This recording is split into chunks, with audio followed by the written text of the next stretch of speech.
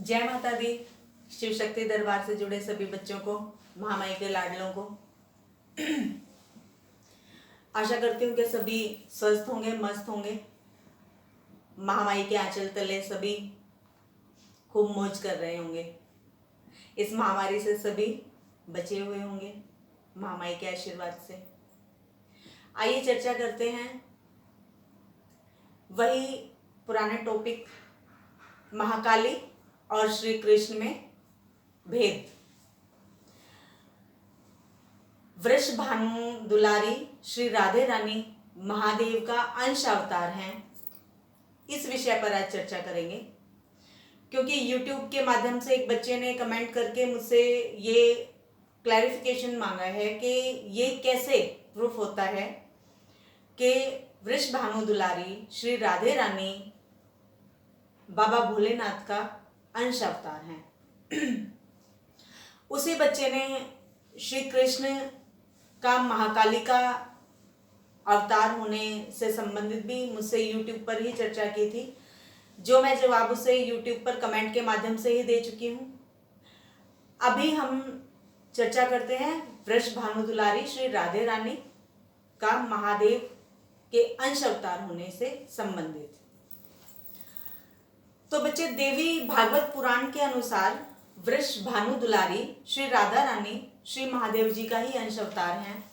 ऐसा श्री देवी भागवत पुराण में वर्णित है, श्री कालिका पुराण में भी वर्णित है।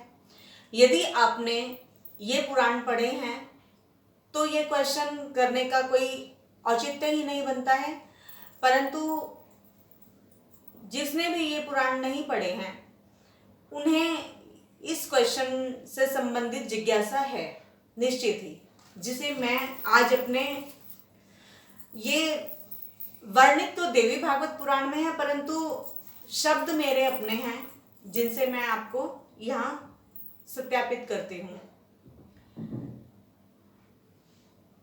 भगवती ने दुष्टों से पृथ्वी का भार समाप्त करने के लिए द्वापर के अंत में शंभु की इच्छा के अनुसार माया पुरुष का रूप धारण कर वासुदेव देवकी के गर्भ से पृथ्वी लोक में अवतार लिया था।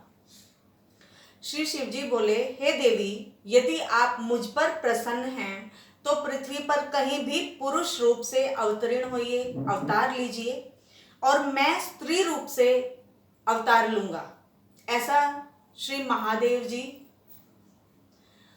अपनी शक्ति शिवा, महामाया, दुर्गा, महाकाली या शिवा, जिस भी नाम से आप महामाया को जानते हैं, उन्हें महादेव जी यह बात बता रहे हैं, उनसे यह आग्रह कर रहे हैं कि हे देवी, आप यदि मुझ पर प्रसन्न हैं तो पृथ्वी पर कहीं भी पुरुष रूप से अवतार लीजिए और मैं स्त्री रूप से अवतार लूंगा।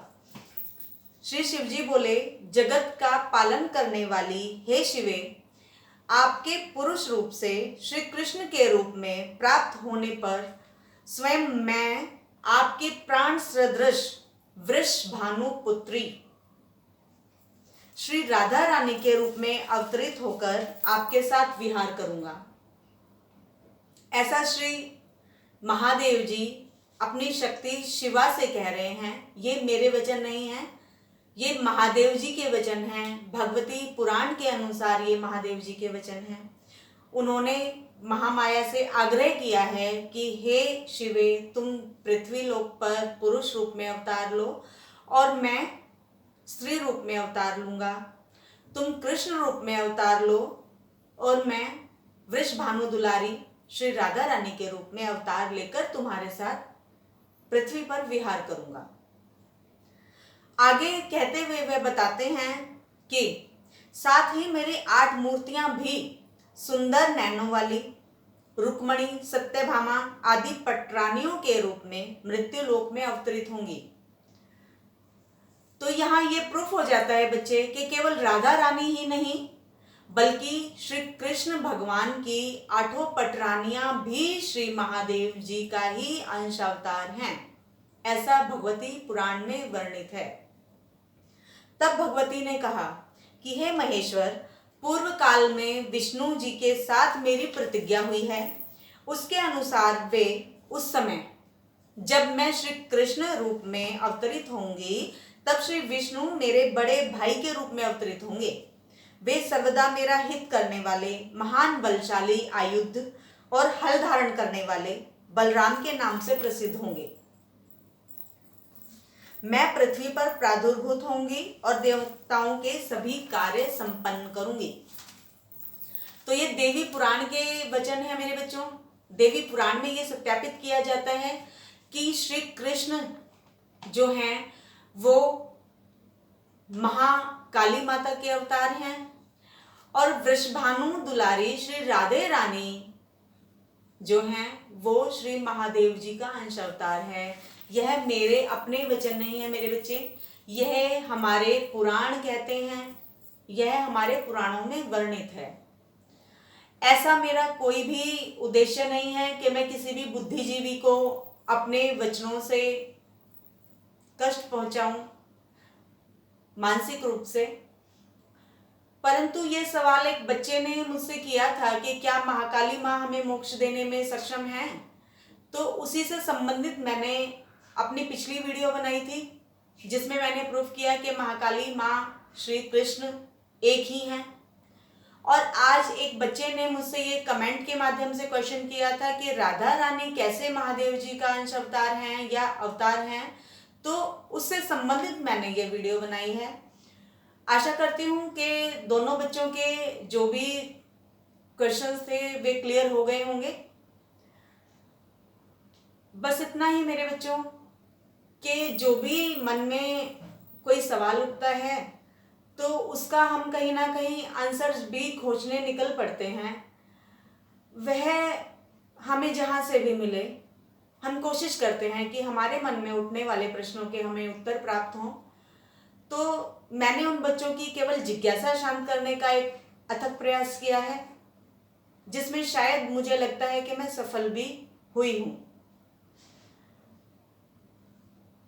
सभी बच्चे इस महामारी संकट काल के दौरान स्वस्थ होंगे, मस्त होंगे, ऐसी मेरी कामना है। ऐसी मेरी महामाई से विनती है कि सभी को अपने आंचल की छांव में रखें, सभी को अपना आशीर्वाद प्रदान करें, अपना आशीर्वाद रूपी कवच सभी को दें। सभी इस महामारी से बचे रहें, अपने अपने परिवार में स्वस्थ रहें, मस्त रहें, हंसते मुस्कुराते रहें। इसी आशा के साथ सभी को जय माता दी, जय शिव शक्ति, जय महाकाल। मिलते हैं अपनी अगली वीडियो में। जय शिव शक्ति, जय महाकाल।